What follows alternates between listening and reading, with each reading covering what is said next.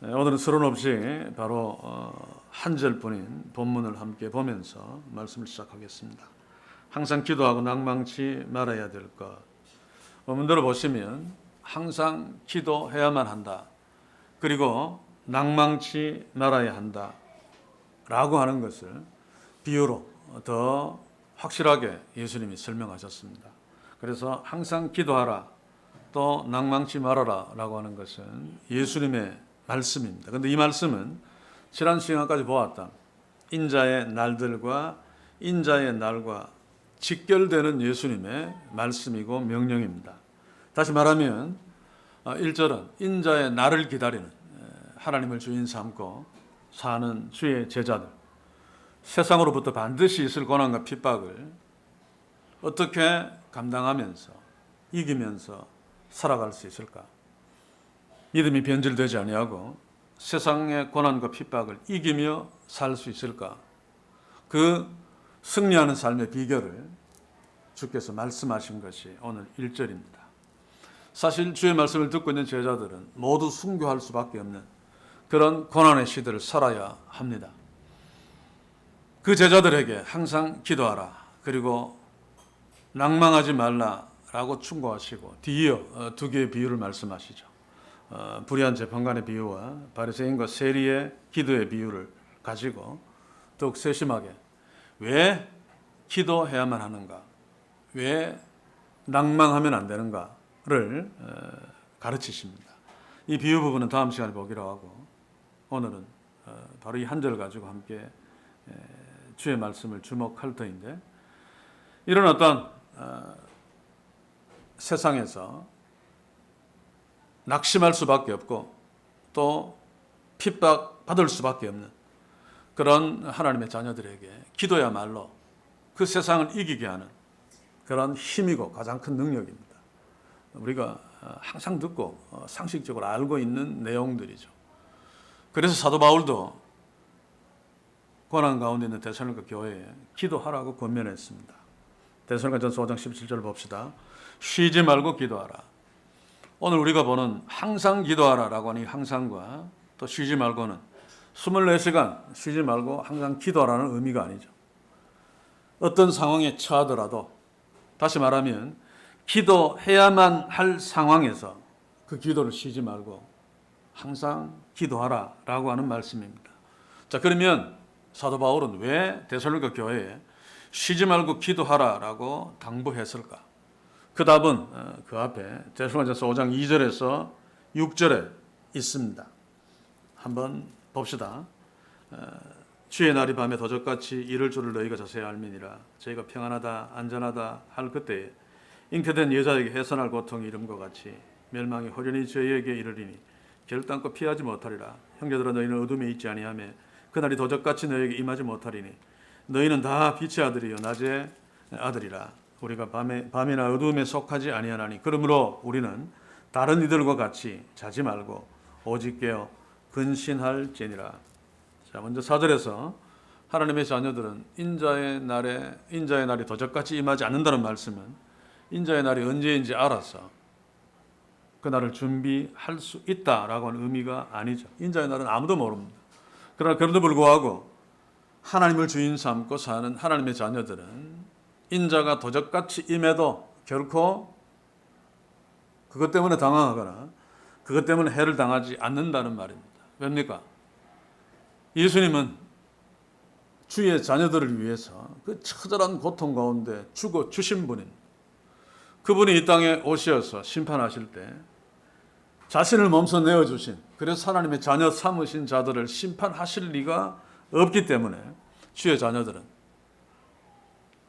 인자의 날이 언제인지 몰라도 아무 상관없습니다. 그런 의미입니다. 자, 그러나 그럼에도 불구하고 하나님의 자녀들은 인자의 날 이전 인자의 날들 동안은 세상으로부터 고난과 핍박을 당할 수밖에 없죠. 데살로니가전서 5장 3절을 보시면 멸망이 호련히 임해서 심판을 피할 수 없는 자들이 인자의 날들 중에는 정말 잘 나가고 힘을 가지고 폼 깨나 잡습니다. 이런 자들이 하나님의 자녀를 괴롭히며 핍박할 것입니다. 요한복음 15장 18절에서 19절을 한번 봅시다. 제가 한번 읽을게요. 세상이 너희를 미워하면 너희보다 먼저 나를 미워한 줄 알라. 너희가 세상에 속하였으면 세상이 자기의 것을 사랑할 터이나 너희는 세상에 속한 자가 아니요 도리어 세상에서 나의 택함을 입은 자인 거로 세상이 너희를 미워하느니라. 하나님을 주인 삼고 사는 하나님의 자녀들은 세상으로부터 미움받는 것이 어쩌다가가 아니라 반드시 미움을 받게 되어 있습니다. 왜냐하면 우리들은, 하나님의 자녀들은 하나님의 소유이기 때문에 세상은 하나님을 미워하고 하나님께 도전함으로 주의 자녀들을 괴롭히고 핍박하죠. 또 재림 전날까지 인자의 날들 중에 사악한 원수들, 오늘 여기에서 주의 자녀들을 괴롭히는 자들, 이런 자들 잘 먹고 잘 살고 잘 나갑니다. 그래서 하나님을 주인 삼는 하나님의 자녀들이 더욱 헷갈리죠, 때로. 그리고 더욱 힘들게 마련입니다. 시편 73편 2절에서 9절을 한번 봅시다. 오늘 시편 73편을 많이 인용할 터인데 보시면 나는 거의 실족할 뻔하였고 내 걸음이 미끄러질 뻔하였으니 이는 내가 악인의 형통을 보고 오만한 자를 질시하였음이로다.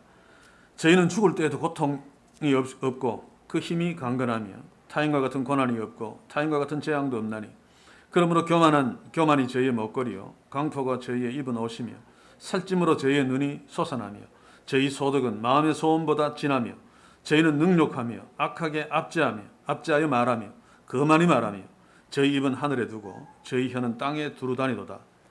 저희 입은 하늘에 두며 저희 입은 땅에 두루 다니도다는 그들의 명성이 하늘 끝까지 높아지고 잘 나간다 그 말입니다. 이런 이유 때문에 바울은 데살로니가 교회 성도들에게 6절에서 그러므로 우리는 다른 이들과 같이 자지 말고 오직 깨어 근신할지니라 라고 권면했습니다. 그 후에 깨어서 근신할 수 있는 한 가지 방법으로 17절에서 쉬지 말고 기도하라 라고 명령하고 있죠.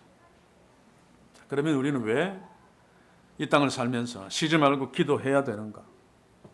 첫째 이유는 우리가 하나님을 주인 삼고 살고 있기 때문에, 하나님의 자녀이기 때문에 하나님께 기도해야 합니다. 또 한 가지 중요한 이유는 우리는 참으로 연약하기 때문에 우리만으로 세상의 핍박과 고난을 이겨낼 수 없습니다. 그러면 믿음을 버려야 되죠. 오늘 이 시대 교회들처럼 잘 먹고 잘 사는 것을 택하는 수밖에 없습니다. 그래서 하나님을 주인 삼고 사는 주의 제자들은 하나님께 기도해야 합니다. 왜냐하면 그렇지 않고서는 세상을 이길 수 없는 연약한 존재들이기 때문에. 그래서 하나님의 자녀로 상징되는, 비유되는 불의한 재판관의 비유에서 과부는 예수님 당시 유대 사회에서 고아와 나그네와 함께 가장 연약한 존재죠. 그 세 부류 중에서도 가장 나약한 힘없는 존재가 바로 과부입니다. 이 과부가 바로 하나님을 주인 삼는 하나님의 진짜 자녀의 실체죠. 따라서 풍성함과 거대함과 강함을 자랑하고 있는 타락한 이 시대의 교회들은 변종이고 가짜들임에 분명합니다. 또 하나님의 자녀로 비유되는 바리새인과 세리의 기도의 비유에서 세리는 당시 유대 사회에서 창녀와 함께 가장 멸시받는 존재였습니다. 매국노로 취급당했고 또 법정에서 남자지만 증인 자격도 없었습니다. 그리고 나름대로 착한 생각을 갖고 구제 헌금을 바치려고 해도 성전은 세리의 돈은 받지 않습니다. 그래서 자기 집안에 세리가 나오면 아예 호적을 파내는 것은 두말할 것도 없고 장례식을 치러버립니다. 그 정도로 세리는 예수님 당시에 천대받고 멸시받았던 존재들이죠. 바로 이 세리와 같은 존재가 오늘 이 시대에 하나님을 주인 삼고 주의 제자로 사는 우리들, 주님의 교회의 현실입니다. 세상이 그렇게 대우하기 때문에. 그런데 타락한 이 시대의 교회들, 세상에 상당한 위치를 차지하고 있죠. 그래서 선거철이 되면 당선되고 싶은 자들이 교회를 찾아오고 난리를 칩니다. 상당히 관심을 받고 있습니다. 이것은 무엇을 말합니까? 이 시대에 타락한 교회들이 주님의 참된 교회가 아니라 변종이고 가짜이라는 움직일 수 없는 증거입니다. 그래서 우리 교회는 세상이 멸시하고 또 지독하게 나약한 자리에 있다 할지라도 과부처럼 세리처럼 서는 축복이 있기를 주의 이름으로 간절히 소원합니다. 이렇게 인자의 날들을 사는 하나님의 자녀들, 세상에서 가장 연약한 과부와 같고 세상에서 가장 멸시당하는 세리와 같은 존재들입니다. 그래서 항상 기도해야 되고 그래서 낙심하지 말아야 합니다. 저는 오늘 이 부분을 놓고 성경에 나오는 예수님의 기도를 가지고 우리의 기도에 힘을 얻기를 원합니다. 어떨 때 기도해야 될까? 어떻게 기도해야 할까? 예수님이 하나님께 기도할 때에는 먼저 우리가 전제해야 될 것은 연약한 인간으로서 기도했다는 사실을 전제해야 됩니다. 왜냐하면 하나님은 전능하시기 때문에 기도가 필요 없습니다. 그리고 하나님은 하나님이시기 때문에 기도의 대상이 없으므로 기도할 이유가 없죠. 예수님은 하나님이십니다만 또한 우리와 동일한 인간입니다.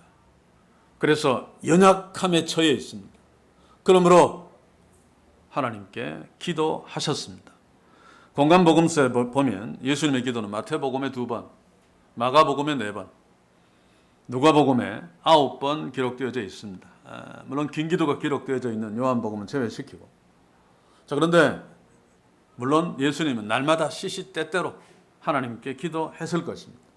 그러나 성경은 제한된 분량이 있기 때문에 예수님의 기도를 제한할 수밖에 없었습니다만, 그런데 누가는 예수님의 기도를 9번이나 기록했습니다.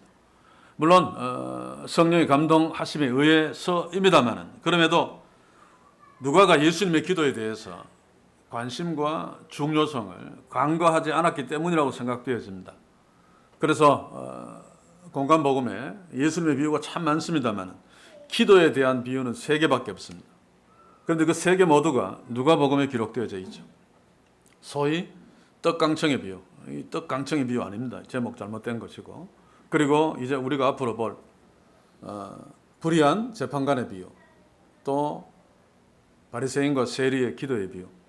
이 3가지는 기도에 관한 비유인데 누가복음에만 기록되어져 있습니다. 그런데 예수님의 이 기도들을 3가지의 성격으로 정리할 수 있습니다. 그 첫 번째가 하나님의 사명, 특별히 다시 말하면 중요한 일을 앞에 두고 예수님은 하나님께 기도하셨습니다. 누가복음 3장 21절 그리고 6장 12절 13절을 읽어보겠습니다. 백성이 다 세례를 받을새 예수도 세례를 받으시고 기도하실 때 하늘이 열리며 공생애를 시작해야 되는 중요한 일을 앞두고 예수님은 기도하셨습니다.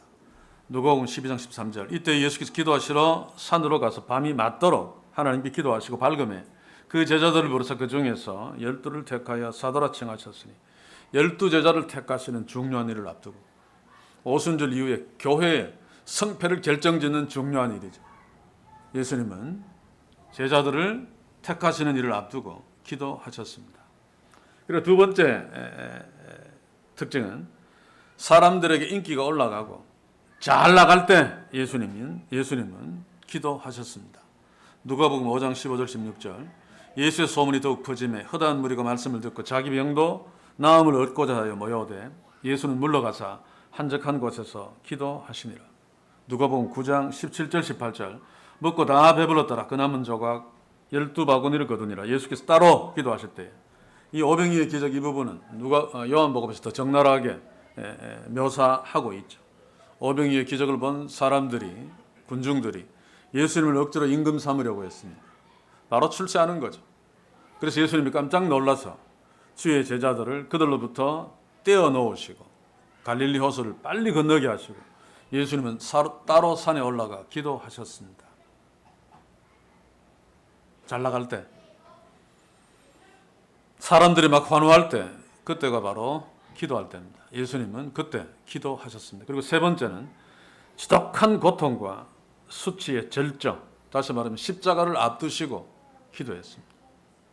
누가복음 22장 41절에서 44절 다 읽지는 않겠습니다. 겟세마네 동산에서 기도 우리가 잘 아는 거죠. 십자가 가장 중요한 일입니다만 또 예수님에게서는 피하고 싶은 가장 고통스러운 순간이죠. 이때 예수님은 하나님께 기도했습니다. 자, 오늘 본문 1절로 다시 돌아갑니다. 항상 기도하라. 그리고 낭망치 말라. 이 주의 명령 앞에 우리들도 겸손히 서야 합니다. 어떤 상황 앞에서도 항상 기도하고 또 쉬지 말고 기도해야 되겠지만 우리가 잘 그렇지 못하죠. 그래서 제가 예수님의 기도를 세 가지 성격으로 분류한 이유는 항상 기도하면 참 좋지만 그것이 잘 안 되는 우리에게 적어도 이 세 가지 경우를 당할 때는 꼭 주님께 기도하자 그 말입니다. 그것을 소원하면서 먼저 크고 중요한 일을 앞두고 있다면 그것이 하나님의 사명일 수도 있지만 또 직접적으로 하나님의 사명과 관련되지 않을 수도 있습니다. 회사나 직장일, 또 회사, 또 사업의 일이나 가정의 일이나 또 자녀의 문제나 중요한 일들을 앞두고 있을 때가 있죠. 그때 예수님처럼 하나님께 엎드려 기도합시다. 왜입니까? 인간의 생사 화복을 주장하시는 분은 하나님이십니다. 그래서 크고 중요한 일을 앞두고 하나님께 기도한다는 것은 그 자체로 하나님을 하나님으로 여기는 믿음의 표현입니다. 물론 하나님의 뜻 안에서 기도해야 되겠지만 아무튼 하나님께서 기뻐하십니다. 그리고 하나님이 도와주시며 역사하실 것입니다.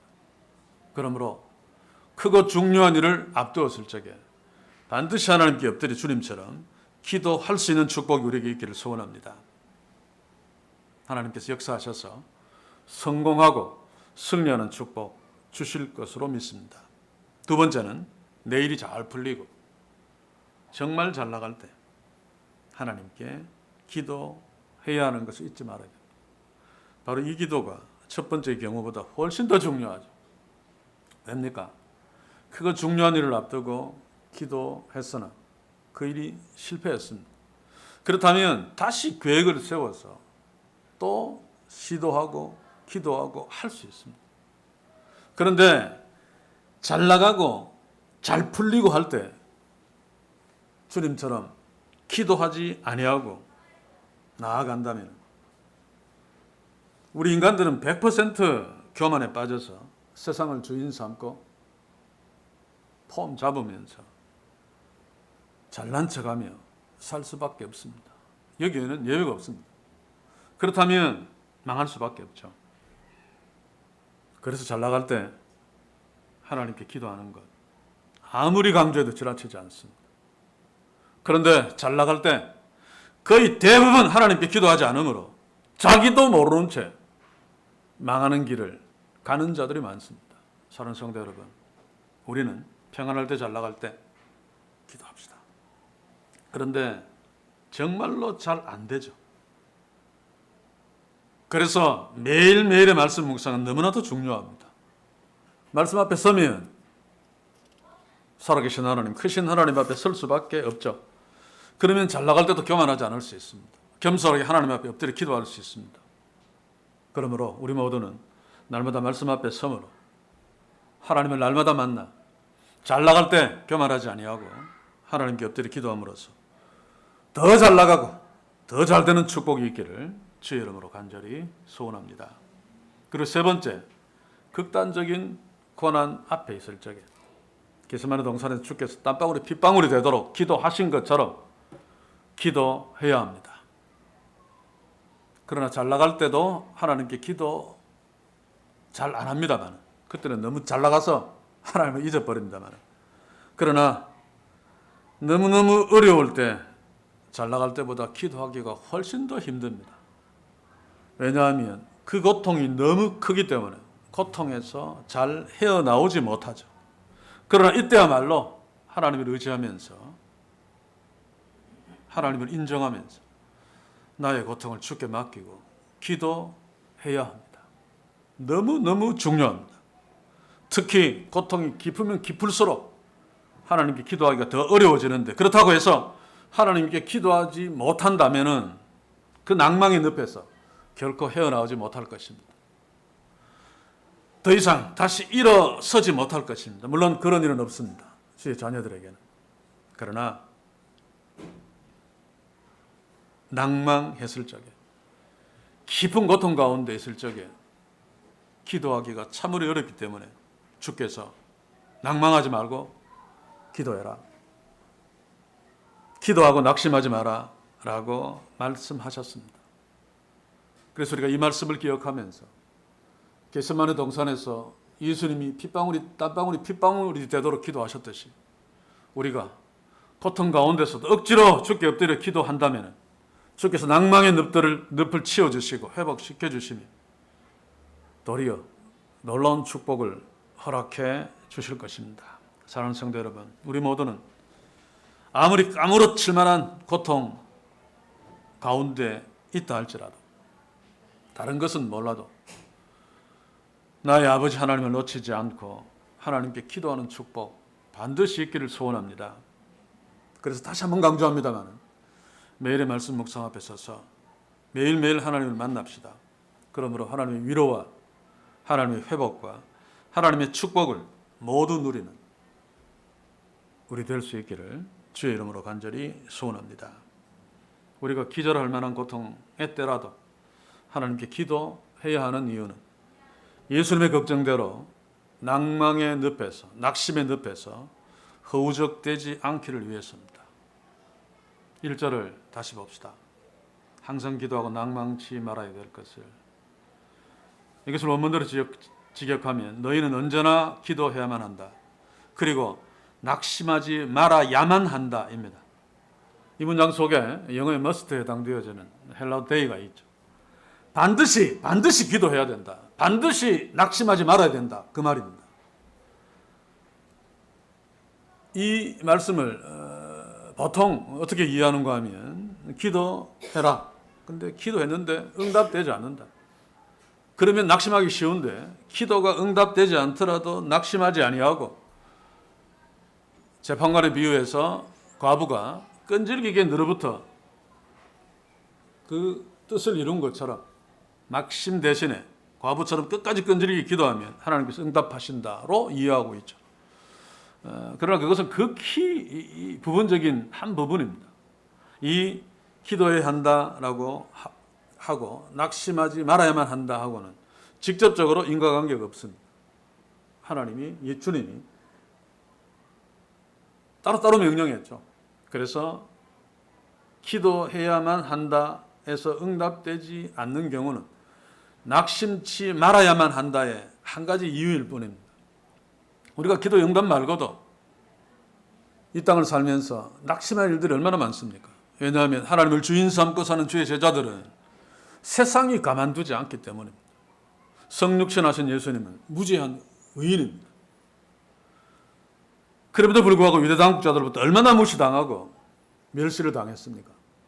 또 주님이 그토록 사랑하셨던 제자들마저도 주님을 배반하고 부인하고 저주까지 했습니다. 일반적인 상황이라면 당연히 낙심할 수밖에 없죠. 특히 십자가를 앞두신 예수님은 더욱 낙담할 수밖에 없는 상황입니다. 어떻게 거룩하고 존귀하신 하나님의 아들을 십자가에 죄인으로 매달아 저주해서 죽이실 수 있습니까? 하나님은 전능하신 분인데 꼭 이렇게 자기의 아들을 십자가에서 수치와 고통으로 죽이셔야만 했는가? 다른 방법은 없었는가? 너무하지 않는가? 더구나 저 간악한 유대인들, 또 베드로와 같은 참 형편없는 배신자들을 위해서 죽어야 한다는 것.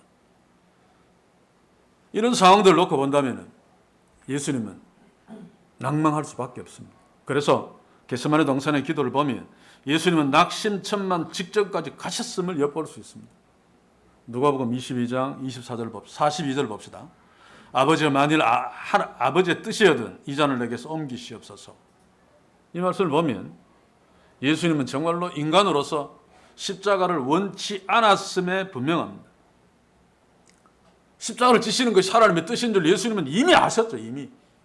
그런데도 만일 아버지의 뜻이거든 이 잔을, 이 십자가를 좀 내게서 옮기시옵소서라고 기도하는 것.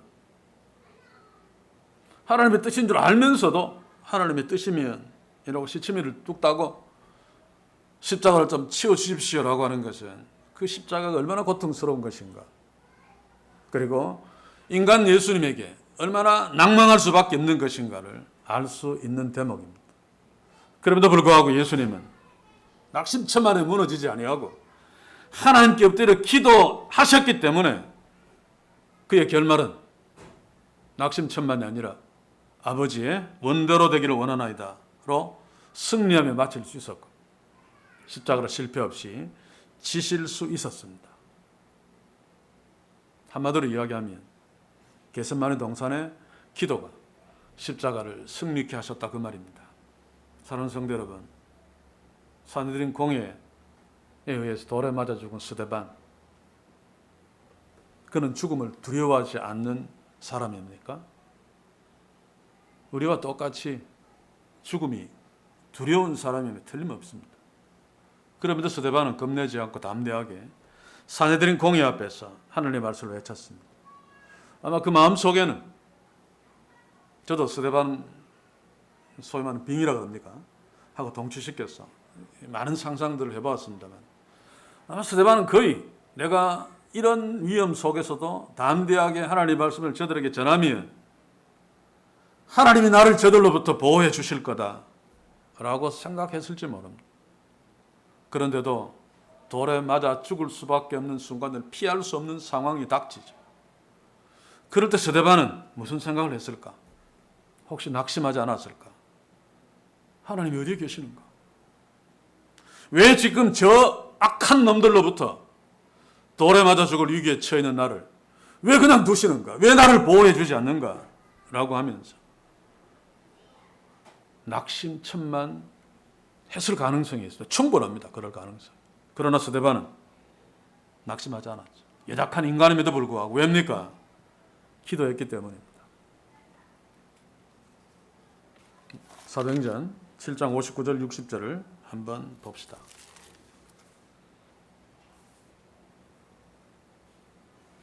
7장 59절 60절 제가 한번 읽겠습니다. 저희가 돌로 스데반을 치니 스데반이 부르짖어 가로되 주 예수의 내 영을 받으시옵소서 하고 무릎을 꿇고 크게 불러 가로되 주여 이 죄를 저들에게 돌리지 마옵소서 이 말을 하고자 하니라. 스데반이 하나님을 놓치지 아니하고 하나님께 기도했기 때문에 낙심하고 무너질 수밖에 없는 상황 속에서도 오히려 원수들을 위해서 기도하며 승리 속으로 들어갈 수 있었던 것, 바로 낙심천만한 상황 앞에서 예수님처럼 기도했기 때문입니다. 사랑하는 성도 여러분, 하나님의 자녀들이 인자의 날들을 살면서 정신을 잃을 정도로 낙심한 일들이 얼마나 많이 일어납니까?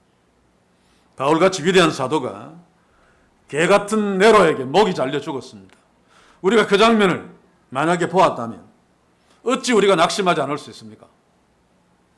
만약 바울에게 일어난 그 일이 나에게 일어난다면 아마 우리는 100% 낙심할 수밖에 없을 것입니다. 거기에다 반대로 그놈들이, 그 원수들이 더 잘되고 있다면 더더욱 낙담하지 아니할 수 없을 것입니다. 조금 전에 보았던 시편 73편 2절에서 9절을 다시 봅시다. 나는 그의 실족할 뻔하였고 내 걸음이 미끄러질 뻔하였으니 왜냐하면 이는 내가 악인의 형통을 보고 오만한 자를 질시하였습니다. 저희는 죽을 때에도 고통이 없고 그 힘이 건강하며 타인과 같은 고난도 없고 타인과 같은 재앙도 없나니 그러므로 교만이 저희 먹거리요 강포가 저희의 입는 옷이며 살찜으로 저희 눈이 솟아나며 저희 소득은 마음의 소원보다 진하며 전혀 심판당하지 않고 저주받지 않습니다. 저희는 능욕하며 악하게 압제하며 말하며 거만히 말하며 저희 입은 하늘에 두고 저희 혀는 땅에 두루 다니도다. 김일성이 이렇게 살았죠. 문선명이 이렇게 살았습니다. 이런 것들을 보면 어떻게 우리가 낙심하지 않을 수 있습니까? 바울같이 위대한 선지자는 네로 같은 악당에게 목이 잘려 죽었는데 하나님은 어디에 계시는가? 하나님은 왜 그때 가만 계셨는가? 한번 질문해 봅시다. 그런데 여기서 한 가지 놓치지 말아야 될 것은 이런 낙심, 사탄이 주는 덮밥임을 우리는 꼭 기억해야 됩니다. 사탄은 주의 자녀들에게 낙담이라고 하는 덮밥을 던져서 하나님을 의심하게 만듭니다. 그리고 결국 하나님을 떠나게 만들려고 하는데, 물론 하나님의 자녀는 결코 그렇게 되지 않습니다. 그럼에도 그런 사탄의 덮밥에 걸려들면 상당한 기간 동안 낙심으로 어찌할 줄 몰라하고 힘들어하고 하나님을 원망하고 하나님을 저주하기까지 하죠. 욥이 내 생일을 저주한 것, 자기가 태어난 것을 저주한 것은 하나님을 간접적으로 저주한 것이나 마찬가지입니다. 이게 우리의 연약한 인생인데, 그러므로 예수님은 우리에게 항상 기도해야만 된다. 그리고 절대로 낙심하지 말아야만 된다고 말씀하신 이유입니다. 그렇습니다. 하나님의 자녀들이 기도해야 되는 것은, 기도는 정신을 잃을 정도로 무너지는 낭망을 이기게 합니다. 또 하나님의 자녀들은 정신이 없을 정도로 낭망하게 만드는 그 어려움이 오히려 하나님께 기도하게 만듭니다. 성령이 우리 속에서. 그런데 믿음의 삶 속에서 참 아이러니한 것은 기도 많이 하는 자들이 가짜로 기도 많이 하는 자 말고 정말로 진실로 기도 많이 하는 믿음의 사람일수록 낙심 또한 많을 가능성이 높습니다. 당연하겠죠. 특별히 간절하게 기도하는 기도 제목들이 많을수록 더 크게 낙심할 가능성이 높아집니다. 기도 안 하면 하나님의 응답을 기대하지도 않기 때문에 낙심할 것도 없습니다. 그러나 간절히 기도했는데 그 결과가 간절한 기도와 반대되는 결과로 기결되었을 때 그 낙담의 깊이는 실로 바닥을 헤아릴 수 없을 정도로 깊어지죠. 시편 73편 12절에서 14절을 한번 봅시다. 볼지어다 이들은 악인이라 항상 평안하고 재물은 더하도다. 내가 내 마음을 정의하며 내 손을 씻어 무죄하다 한 것이 실로 헛되도다. 나는 종일 재앙을 당하며 아침마다 징책을 보아도다. 여러분, 이 시편 기자가 이렇게 비명 지르고 있는 이 낙심이 얼마나 클런지 짐작할 수 있습니까? 저는 이제 이해할 수 있습니다. 겪었기 때문에. 그러나 하나님의 자녀는 이런 지독한 낙담 가운데서도 기도해야만 합니다. 예수님이 말씀하셨듯이. 뭡니까? 연약한 인간이 그 낙담할 만한 어려움을 이겨낼 수 없기 때문에. 그러나 기도를 들으신 하나님은 기도하는 자의 낙담을 치워주실 수 있기 때문에 아무리 기절할 만한 낙담 가운데 있다 할지라도 기도해야 됩니다. 이 절망 가운데 있던 시편 기자는 어떻게 이것을 이겼을까요? 시편 73편 22절에서 28절을 한번 봅시다. 내가 이같이 우매무지하나 주의 앞에 짐승이오나 내가 항상 주와 함께하니 주께서 내 오른손을 붙드셨나이다. 주의 교훈으로 나를 인도하시고 후에는 영광으로 나를 영접하리니 하늘에서는 주 외에 누가 내게 있으리요 땅에서는 주밖에 나의 사모할 자가 없나이다. 내 육체와 마음은 세전하나 하나님은 내 마음의 반석이요 영원한 분기시니라. 시편 기자의 하나님을 향한 고백이죠. 이것이 시편 기자로 하여금 좌절할 수밖에 없는, 낙담의 늪에 그냥 가라앉을 수밖에 없는 그 상황에서 이겨내며 하나님을 찬송할 수 있도록 한 것입니다. 그래서 우리는 반드시 기도해야만 합니다. 그리고 반드시 낭망치 말아야 됩니다. 반드시 낭망할 수밖에 없는 상황에 반드시 하나님께 기도해야 됩니다. 여러분들이 잘 알다시피 저는 보통 사람들은 거의 대부분 평생 동안 한 번도 겪지 않을 일을 겪었습니다. 2번씩이나 겪었죠. 4년 전에 교통사고, 지금도 그 트라우마에 시달려 새벽에는 또 밤늦은 시간에는 운전대를 잡지 못합니다만, 그래서 의사 선생님이 보통 사람은 평생 한 번도 겪지 않을 일을 2번씩이나 겪었기 때문에 조심해야 된다.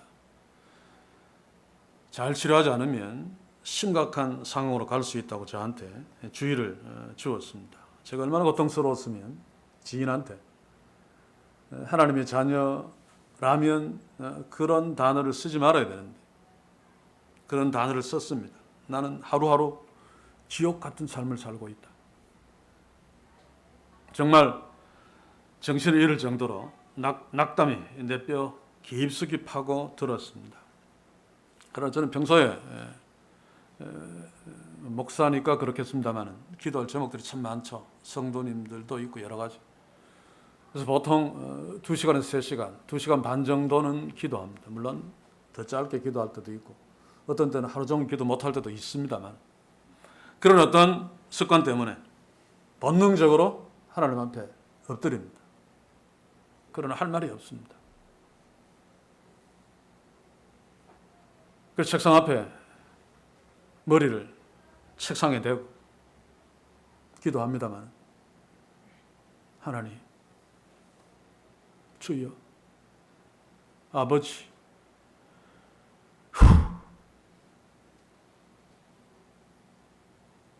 이 소리밖에 나오지 않았습니다. 그래서 계속 하나님, 주여, 아버지 하면서 1시간, 2시간을 계속 그렇게 기도했습니다. 그런데 이제는 하나님, 주여, 아버지 휴보다 좀 더 많은 말을 하면서 기도할 수 있습니다.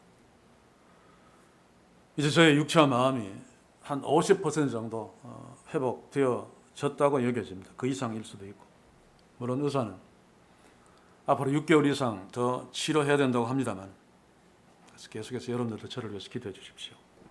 저는 이번에 정신을 잃을 정도로 낙심될 때 하나님께 기도하는 것이 얼마나 어려운가를 정말 처절하게 체험했습니다.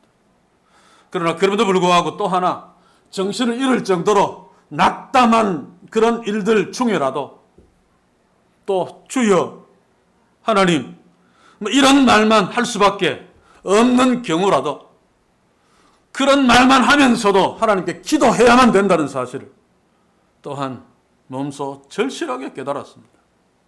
사는 성도 여러분, 낙심되는 일을 만나지 않기를 소원합니다. 그러나 혹시 기절할 만큼 낭망되는 일을 만났다면 1시간 내내 그냥 주여, 주여라고 할 수밖에 없을지라도 주여, 주여만 찾으면서라도 하나님께 기도할 수 있기를 바랍니다. 하나님께서 그 안타까움, 그 고통을 아시고 그 기도에 적절한 응답을 해 주실 것입니다. 이런 이유 때문에 오늘 18장 1절에서 주님은 우리에게 항상 기도해야만 된다, 그리고 낙심치 말아야 한다라고 말씀하신 것입니다. 그래서 오늘 말씀을 마치면서 하나님 우리에게 하신 약속 2구절을 제가 읽어드리고 말씀을 끝맺겠습니다. 빌립보서 4장 6절에서 7절입니다. 아무것도 염려하지 말고 오직 모든 일에 기도와 간구로 너희 구할 것을 감사함으로 하나님께 아뢰라. 그리하면 모든 지각에 뛰어난 하나님의 평강이 그리스도 예수 안에서 너희 마음과 생각을 지키시리라. 아멘. 갈라디아서 6장 9절입니다. 우리가 선을 행하되 낙심하지 말지니 피곤하지 아니하면 때가 이름에 거두리라. 아멘. 기도합시다. 주여, 주께서 우리의 연약함을 아십니다. 때로 무슨 이유인지 알지 못합니다만 정말 기절할 만큼 낙심할 수밖에 없는 그런 처지에도 처하기도 합니다.